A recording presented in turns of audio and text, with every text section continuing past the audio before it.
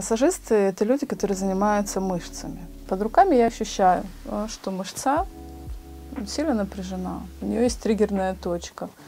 Тогда я применяю к человеку точечный массаж, продавливание.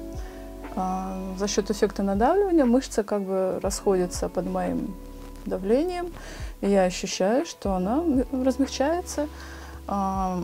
Поначалу это может быть не сильно приятно, но эффект очень такой положительный.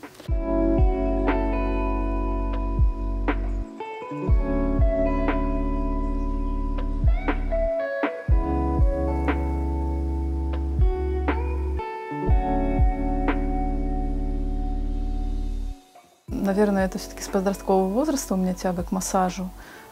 После того, как Анашка начала мучиться давлением, остеохондрозом, и с возрастом начала себя хуже чувствовать, она подзывала детей и просила прохладными ручками помассировать шею, либо же спину, либо же под лопаткой. Вот. И с этого момента мне стало интересно, как можно облегчить боль и страдания человека. Это, наверное, был все-таки материнский такой толчок, который присутствует, насколько я знаю, в жизни многих людей, которые любят свою профессию и обожают ее.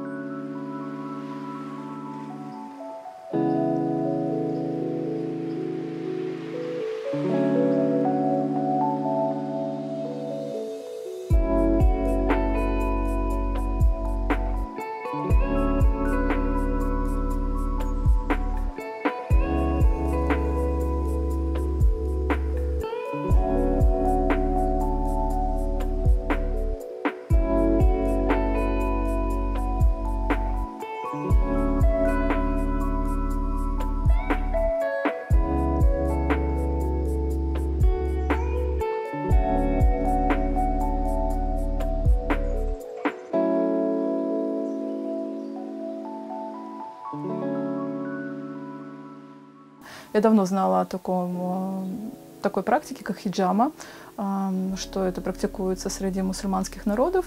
Меня заинтересовало именно в первую очередь приносить пользу близким, детям своим. По этой причине я отправилась на эти курсы.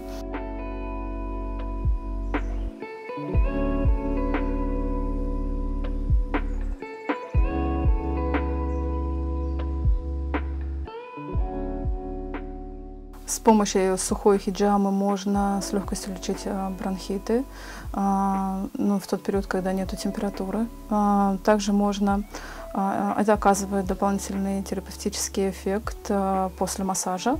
Мы наблюдаем, что люди, дети в частности, с кифозом, либо же дети со сколиозом, чувствуют себя значительно легче после данной процедуры. Влажная хиджама от сухой отличается тем, что после снятия вакуумной банки необходимо на данной области, предварительно обработав ее единолом, сделать легкие поверхностные насечки на коже, не глубокие, для того, чтобы вышла капиллярная кровь. И впоследствии в этой плоскости начинает работать организм сам. То есть я просто ему помогаю, а он активизирует свои внутренние резервы, функции. Данная процедура сегодня имеет характер народной медицины.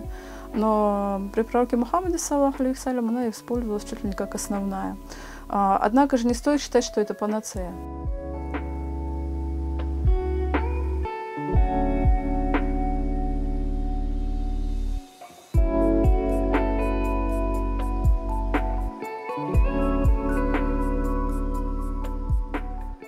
Младший братишка является микробиологом, он работает в университетах в Санкт-Петербурге, и я постоянно с ним проходила консультации, как ты смотришь на это, как ты смотришь на эту теорию, как ты смотришь на такую теорию, как ты смотришь на хиджаму в частности, да, имеет ли она рациональные какие-то основы в сфере медицины, в сфере биологии, анатомии.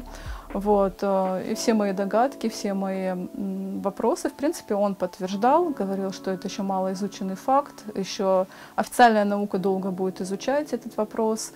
Если ты видишь, что человеку становится намного лучше, применяя это, не оставляя это. Это очень интересно для исследования. И вот мы с моим братишкой, можно сказать, рука об руку, я на практике, он на теории в университетах, с профессорами обсуждают тот или иной случай того или иного нового пациента, человек, который даже 10 лет или 20 лет занимается массажем, хиджамом и герудотерапией, постоянно для себя открывает что-то новое, появляются новые вопросы. И я думаю, что это занятие всей моей будущей жизни.